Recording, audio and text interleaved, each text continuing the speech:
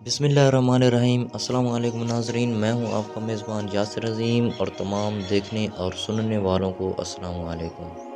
ناظرین گرامی، کسی نے سوال کیا کہ وہ کون سے صحابی تھے جن کی نماز جنازہ نہیں پڑھائی گئی تھی اور ان کو ایسے ہی دفن کر دیا گیا تھا۔ آج ہم اس ویڈیو میں اس بات کا جواب دینے جا رہے ہیں۔ جڑے رہیے ہماری ویڈیو کے ساتھ اور ویڈیو کو آخر تک لازمی دیکھیے گا۔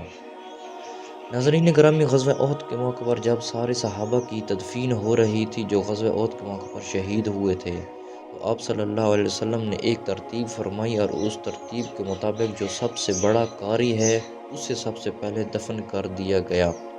جب حضرت شماس بن عثمان رضی اللہ تعالیٰ عنہ کی باری آئی تو آپ صلی اللہ علیہ وآلہ وسلم نے فرمایا کہ ان کا جنازہ نہیں پڑھنا، ان کو ایسے ہی دفن کر دیا جائے۔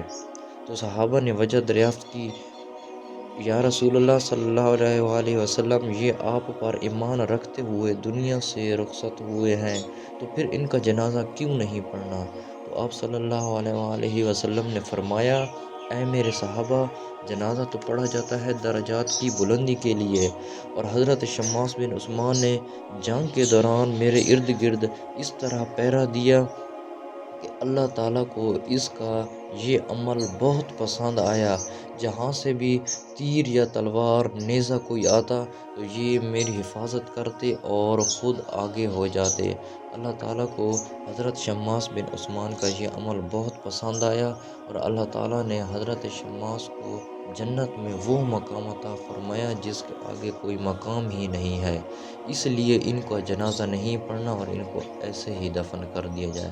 ناظرین گرامی، وہ حضرت شماس بن عثمان رضی اللہ تعالیٰ عنہ تھے جن کا جنازہ نہیں پڑھایا گیا بلکہ ان کو ایسے ہی دفن کر دیا گیا تھا۔